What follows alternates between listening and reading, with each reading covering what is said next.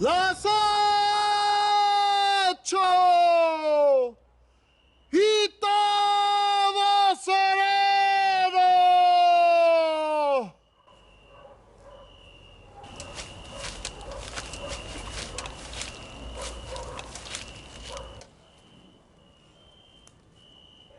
¡Las 9! ¡Y todo sereno!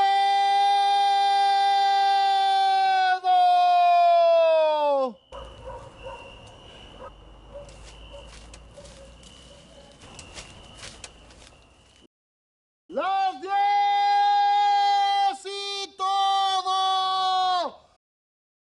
sereno!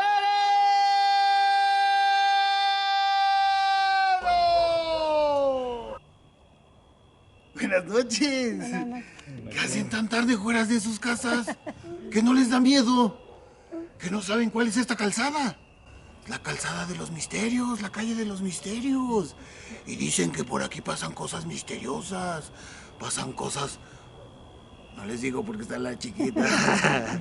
Pero tranquilos que yo los voy a acompañar para que se sientan a gusto y no les dé miedo.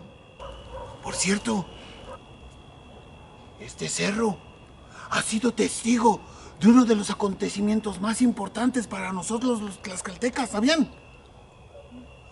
No, pues ahora lo vas a ver, muchachita. Así es, porque se dice que este cerro vio una historia de dos amantes que por su sacrificio, nos dio la felicidad, la alegría en abundancia para todos nosotros. ¿Quieren escucharla? Sí. ¿Sí? Pues síganme, vénganse.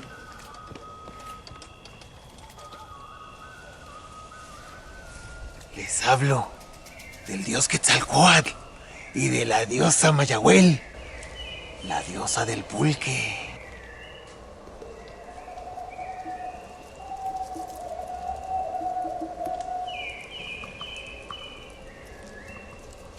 Mayahuel.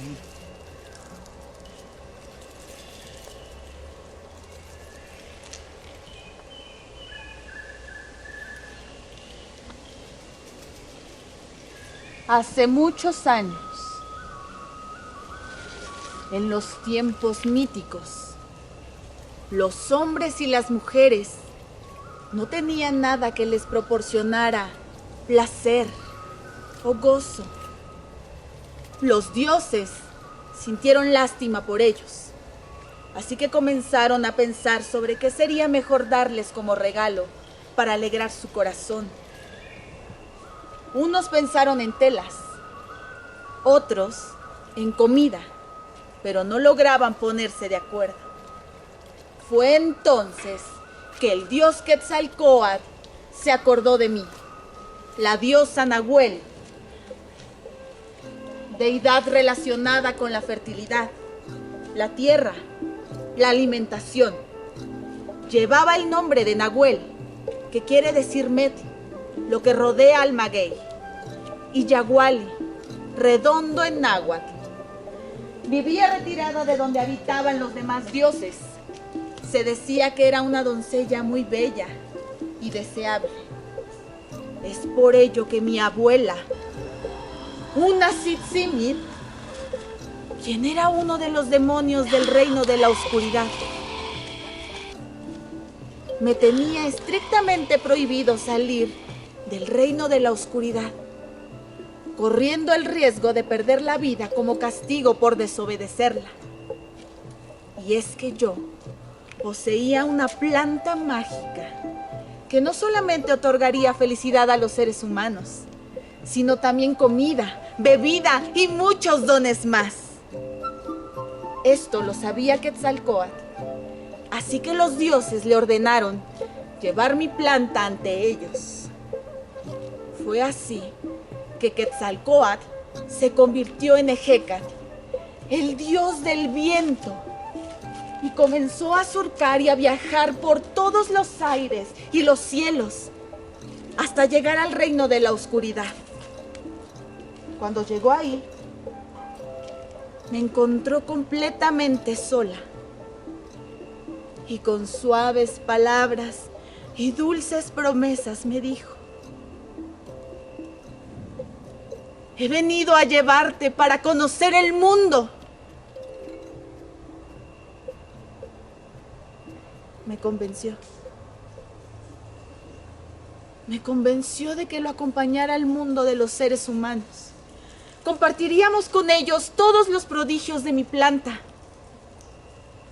Yo sabía que el riesgo de acompañarle era demasiado, porque no solamente enfrentaríamos la ira de mi abuela y de mis hermanos, vengativos y poderosos, pero la personalidad de Quetzalcóatl logró entrar a mi corazón. Así que no lo pensé más y me fui con él. En nuestro camino nos enamoramos sin poderlo evitar.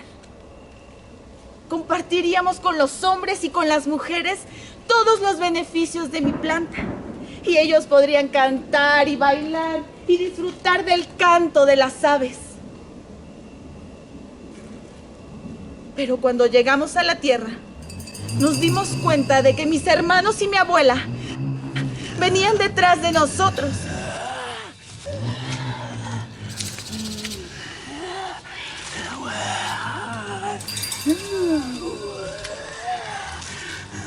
Desesperados, comenzamos a buscar dónde escondernos. Tomamos la forma de mi planta. Primero se transformó Ejecatl y después yo también me transformé. Tomamos la forma de una rama. La primera, Quetzalhuéchotl. Y la segunda, Xochicuauitl, que era yo, Nahuel. Mi abuela y mis hermanos buscaron por todas partes. Debajo de cada roca, entre cada árbol, pero no encontraban nada. Cuando creímos que por fin estábamos a salvo y que al fin se irían, la anciana diosa me reconoció y tomándome entre sus manos, me arrancó de la tierra, cortándome en 1000 pedazos para darle a cada uno de sus demonios uno para devorarlo.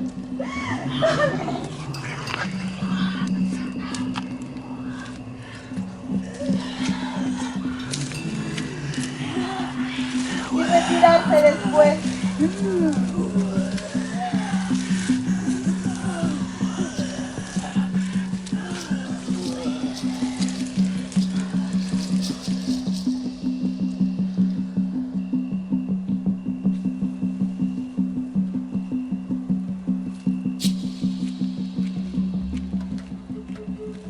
Pero se dice que la rama de Quetzalcóatl quedó intacta. Así que cuando despertó de su letargo y se dio cuenta de lo que había pasado, tomó uno a uno mis restos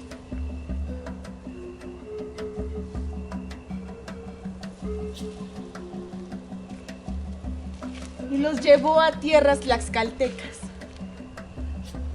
Allí los enterró y los regó con sus lágrimas todos los días.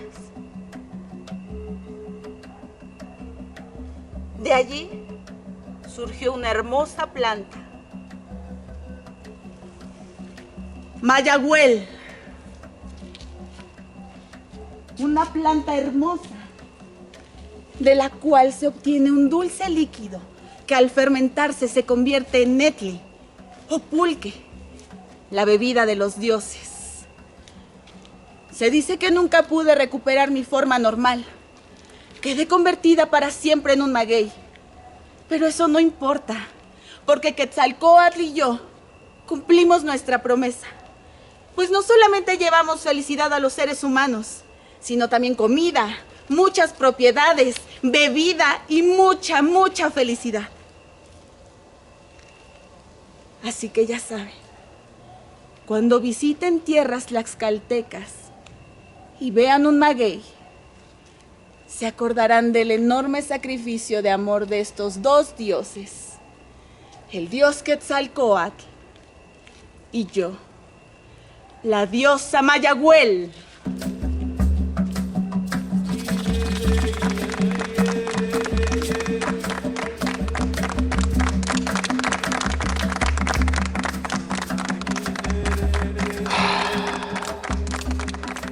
Por eso, cuando tengan un buen pulque, tienen que decir: honorable pulque, ¿qué haces allá afuera? Véngase pa' dentro.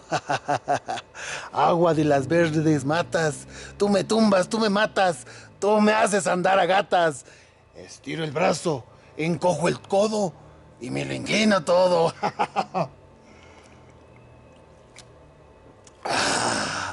¿Pero qué hacemos aquí? Se nos hace tarde. Vénganse. Vamos a seguir con las leyendas, con estos cuentos fantásticos. Pero síganme. Vénganse. Ay, qué lindo es conocer Las leyendas que cuento yo. Aquí, hace muchos siglos, corrió un arroyo. Un bello arroyo que daba hermosa vegetación, flores, árboles, como estos, fuertes y frondosos. Sí, muy cerca vivía una bella doncella, marcada por la tragedia. Vengan, escuchen la leyenda, pongan mucha atención.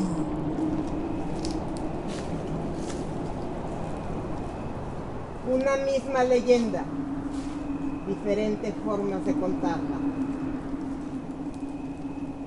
Las altas horas de la noche, cuando todo parece dormido y solo se escuchan los gritos rudos de los boyeros con que avivan las marchas lentas de sus animales. Dicen los campesinos que allá, por el río Zaguapan, alejándose y acercándose con intervalos, deteniéndose en los frescos remansos que sirven de aguada a los bueyes y caballos de las cercanías. Una voz lastimera llama la atención de los viajeros.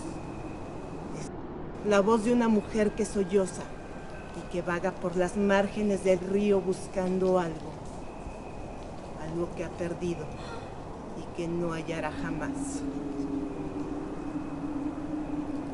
Cuenta la leyenda que en un lugar incierto de los 4 señoríos nació una joven y hermosa muchacha. Sus padres eran indígenas. Su nombre se fue perdiendo con el pasar del tiempo, pero se sabía que desde edades muy tempranas lucía una belleza inigualable.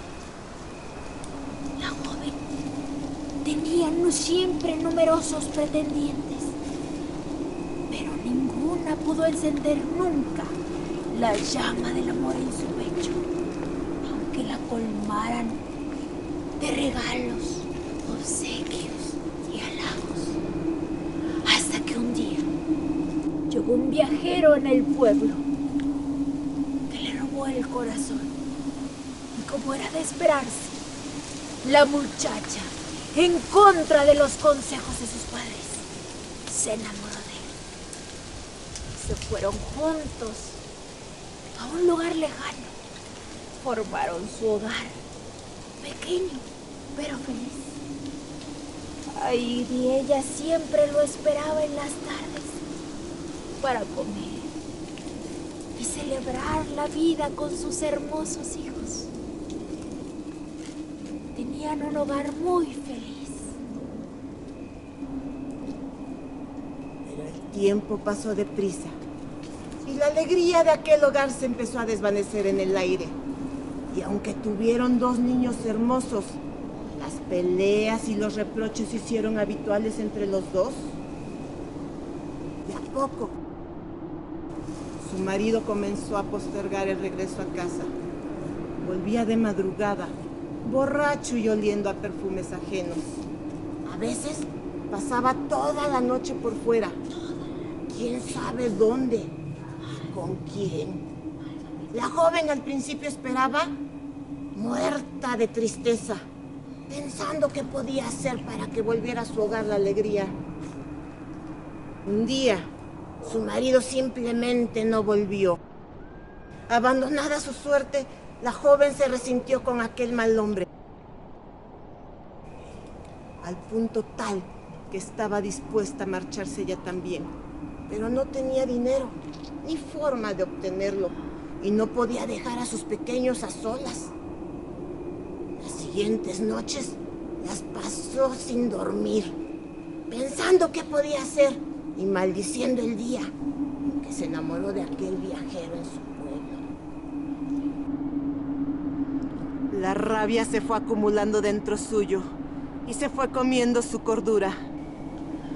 La rabia se fue acumulando dentro suyo y se fue comiendo su cordura.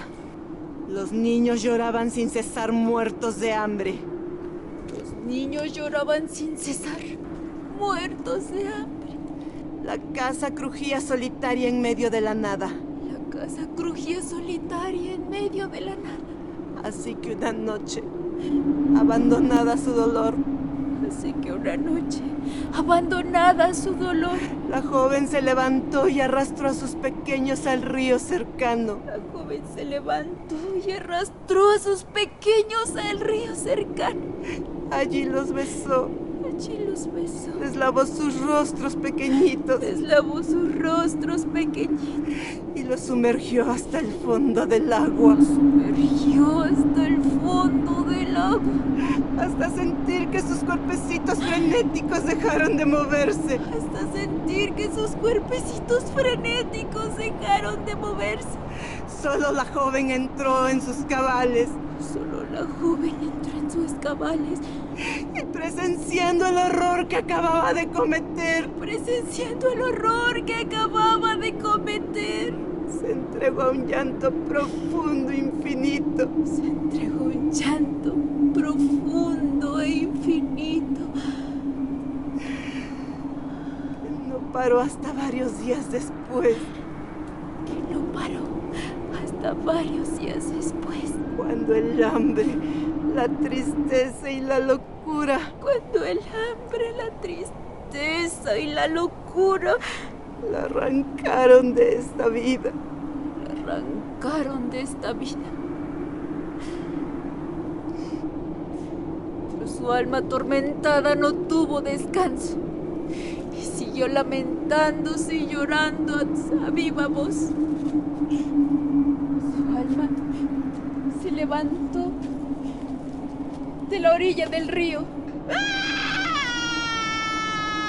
siendo un espectro, llorando y lamentándose, vagando, en busca de aquel mal hombre, culpable de todas sus desgracias,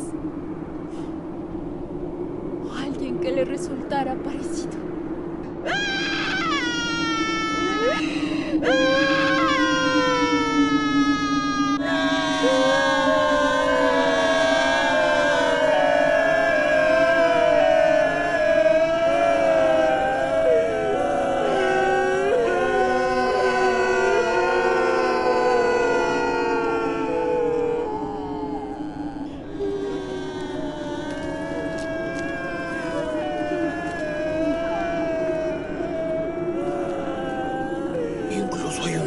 Dice que si la escuchas cerca, no te preocupes, porque está lejos. Por el contrario, si la escuchas lejos, es que está cerca.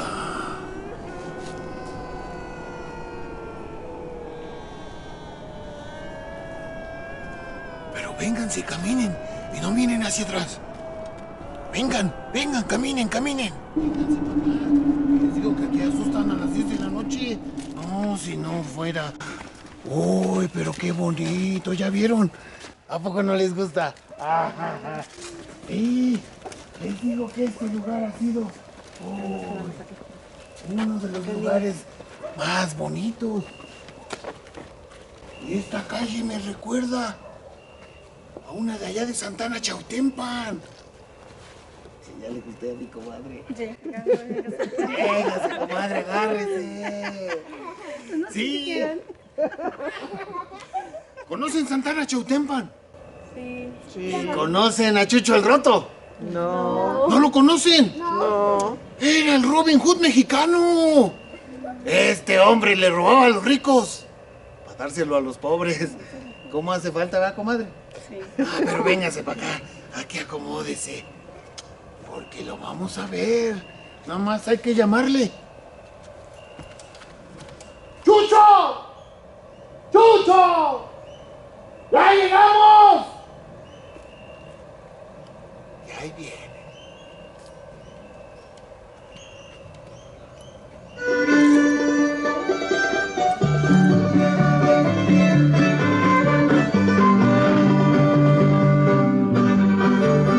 ¡Buenas noches! ¡Buenas noches! ¿Cómo están? Bien. Os parece que estoy solo, ¿verdad?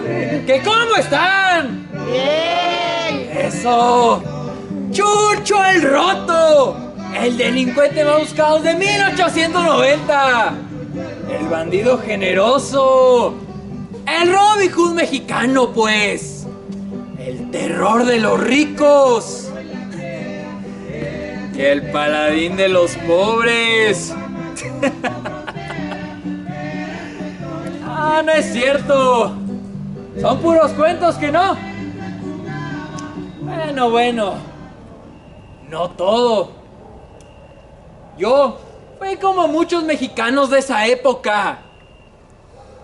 Víctima de las circunstancias. Nací en 1858 en Santa Ana, Chautempan. Es un pueblito cerca de aquí, como a 7 kilómetros en las faldas del Matlalcueyet. La Malinche, pues. Pero mi verdadero nombre es Jesús Arriaga, para servir a Dios y a ustedes. Mis padres tenían un puestecito en el mercado de los viernes, donde mucha gente venía a vender sus mercancías. Y pues uno se gana sus centavos haciendo pequeños trabajos alrededor del mercado, que cargando las bolsas. Madrecita, ¿le ayudo con sus bolsas, madre? Ándale, madrecita, vámonos. Vámonos con las bolsas. O me descargaba mercancía para el comerciante. ¡Órale! ¡Jálate la caja de jitomates! ¿Qué estás esperando? ¡Órale, vámonos! ¡Vámonos! Y a mí, pues me gustaba imitar el diferente dialecto de los indios, que bajaban también al mercado. Primero los imitaba. Cuayitonancinti tlazotlayuni temachtin.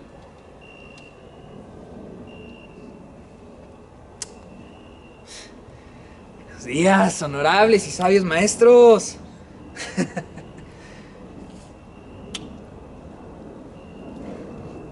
Municochi.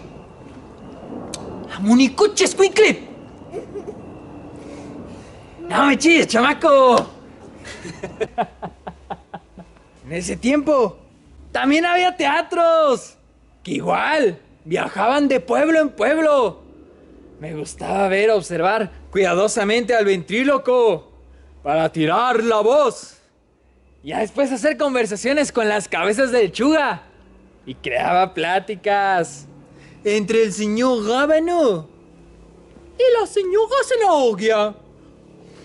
Buenas noches, señora Zanahoria. Muchas gracias por su invitación. Oh, señor Rábano, muchas gracias por venir. Por favor, pase, estábamos esperando. Oh, señora Zanahoria, para mí será todo un placer. Por favor, vamos.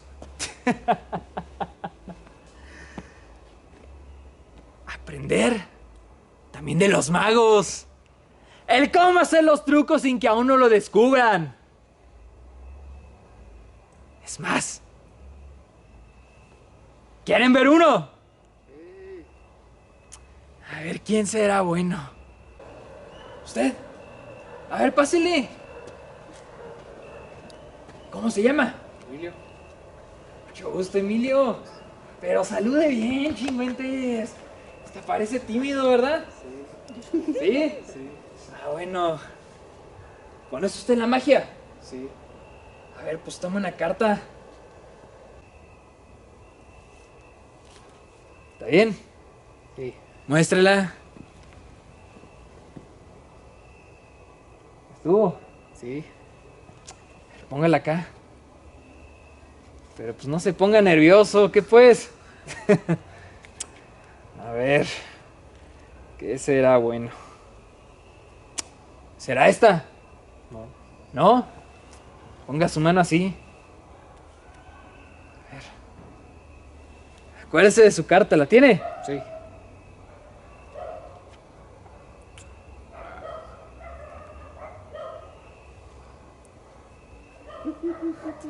Muchas gracias. Pásele. En ese tiempo también había circos que igual viajaban de pueblo en pueblo. Ahí aprendí sobre los actores. A mí me encantaba la manera en que se empeñaban sus papeles de personaje, pero sobre todo los diversos acentos y vestuarios que cambiaban justo a tiempo. Ya después de las actuaciones, pues me hacía amigo de ellos y les aprendí muchas entonaciones de voces y acentos. Como cuando los franceses ocuparon México entre 1862 y el 67. Yo les cargué sus maletas. Les hice sus mandados al mercado, pues. Todo con tal de aprender a hablar francés. Era la moda. Y pues uno no se podía quedar atrás. Bonjour, mademoiselle. Buenas noches, señorita. Bonsoir, monsieur. Buenas noches, caballero. Ya más grandecito. Mi padre murió. Tuve que trabajar más duro para mantener a mi madrecita y mis hermanos. Fue entonces que un vecino me enseñó el oficio de la carpintería. Mira, mijo, el hombre debe de tener un oficio. Saber trabajar las tablas para convertirlas en un mueble. Saber trabajar la madera para convertirla en una imagen de nuestra Virgencita de Guadalupe o de Nuestra Señora de Ocotlán.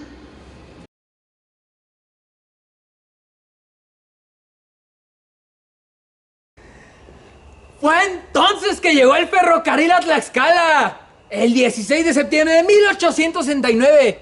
¿Quién cree que vino? El mismísimo presidente, Don Benito Juárez. Motivo de gran júbilo para el pueblo.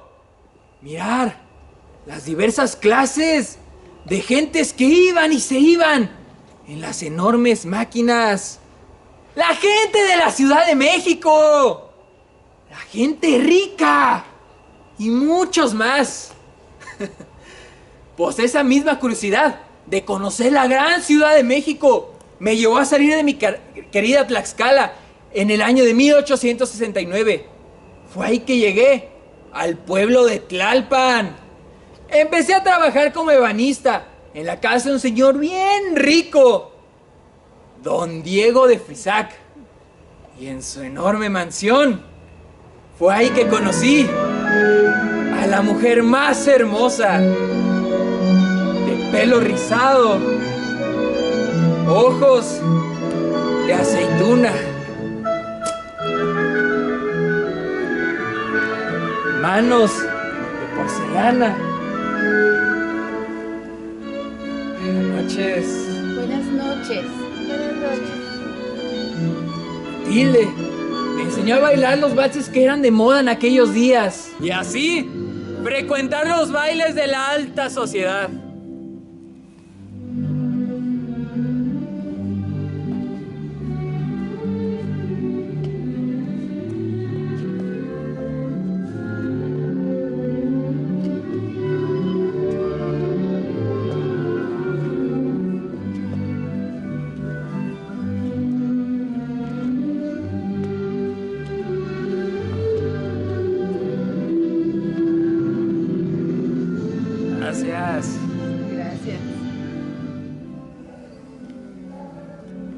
En uno de esos bailes, conocimos ni más ni menos que al presidente de la República, don Porfirio Díaz, que al saludarlo de abrazo, casualmente se me quedó su reloj de bolsillo. Ya más tarde, cuando nos íbamos, le pregunté la hora. Él al buscarlo comentó con asombro: parece que me han robado mi reloj. A lo que yo le dije: disculpe, señor presidente, ¿será este? Seguramente solo se le habrá caído. Disculpe, señor presidente, ya nos tenemos que retirar. Sí. Ay, ya, cálmate, pues si no pasó nada, pues.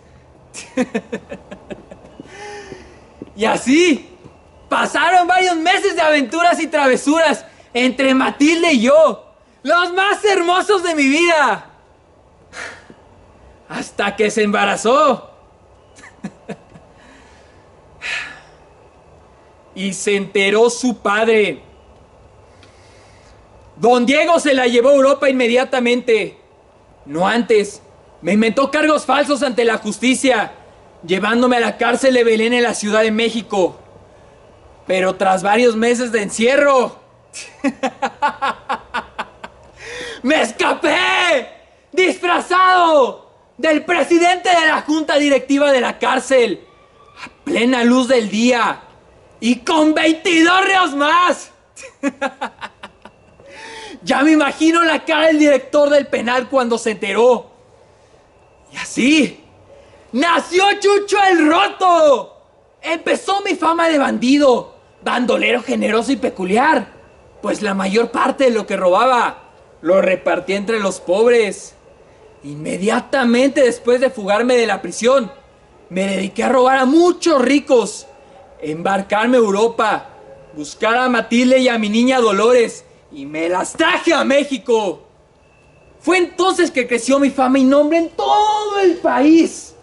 Era el maestro del engaño, el del disfraz, que tenía como principio no matar a nadie, ni derramar una gota de sangre en mis asaltos y estafas. Y así lo hice por cerca de 10 años. De 1885 a 1894 y más o menos. ¡El bandido del pueblo! Que se dedicó a robar a los ricos y ayudar a los más necesitados. Pero no lo hacía solo. Tenía mis cómplices. La Changa, el Rorro y la Fiera. Pues nunca olvidaré lo que dijo mi madre un día. Mira, Chucho, a veces es necesario robar para vivir. En la vida hay ciertos pagos que hay que hacer por el mal que hacemos a otros. Pero para que sean menos estos pagos, debemos ayudar a la gente menos afortunada.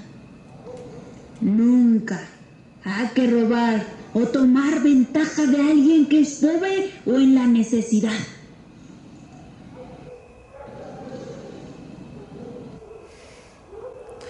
Pues por eso le repartí la mayor parte de mis botines. ¿A poco no? Pues ninguna prisión me podría detener.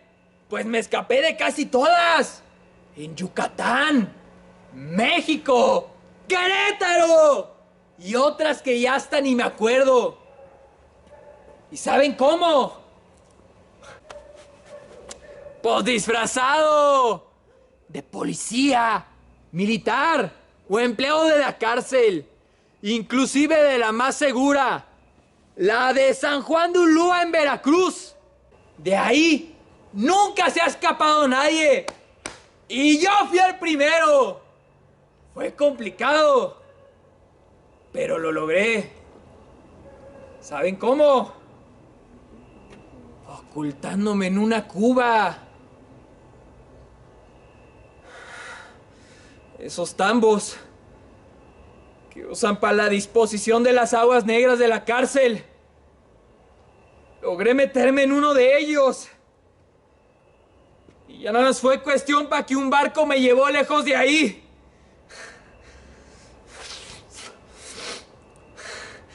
Y a seguirle durante 9 años más. Hasta que apareció nuevamente el suegro, don Diego de Frisac, que volvió a inventarme cargos falsos. Volvió a enviarme a San Juan de Ulúa, pero ahora con una sentencia. ¡200 latigazos! Fue entonces que le dije: ¿qué pasó, suegrito? ¿Por qué tan poquitos latigazos? Se enojó y aumentó la sentencia. ¡Treason! ¡Treason!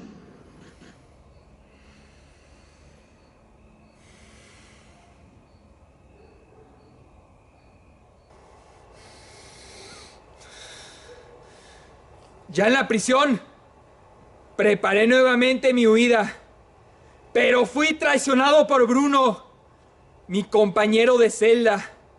Me dieron un balazo en la pierna izquierda y me arrastraron cruelmente por la plaza de la fortaleza a mi última celda solitaria. ¡Jesús Arriaga! ¡Véndete! Disculpen, ¿alguien ha visto a Chucho? ¿Chucho el Roto? No. ¿Sí? Ah, bueno, don Jesús Arriaga. Cuando llegué a la cárcel de San Juan de Ulúa, no me dejaban ver a mi Chucho. Pregunté, indagué y rogué para que me dejaran verlo, pero todo fue en vano. Fue entonces que con ayuda de un criado logré contactar al verdugo que le daría la sentencia de los 300 latigazos y lo convencí de que estos no fueran tan fuertes. Él aceptó y a cambio le di 1,200 pesos oro. 299. 300. Aún así, todo fue en vano. Dicen que estuvo muy mal herido, que lo arrastraron hasta su celda, en donde después de unos días, por la falta de higiene, enfermó de disentería. Fue entonces que se lo llevaron al hospital de Veracruz. Allí, finalmente pude verlo. La prensa dice que murió en mis brazos.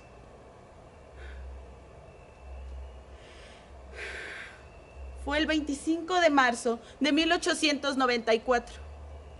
Un funeral muy concurrido. Muchas personas fueron a verlo. Jamás olvidaron lo que hizo por todos ellos y lo mucho que lo querían. Finalmente, ya en el panteón, cuando abrieron el féretro para darle el último adiós, no había cuerpo. ¡Puras piedras! Unos dicen que me escapé, otros que me morí. ¿Ustedes qué opinan? Caballero, no se le olviden sus cosas, por favor. ¡A Chucho el Roto para rato! ¡Adiós!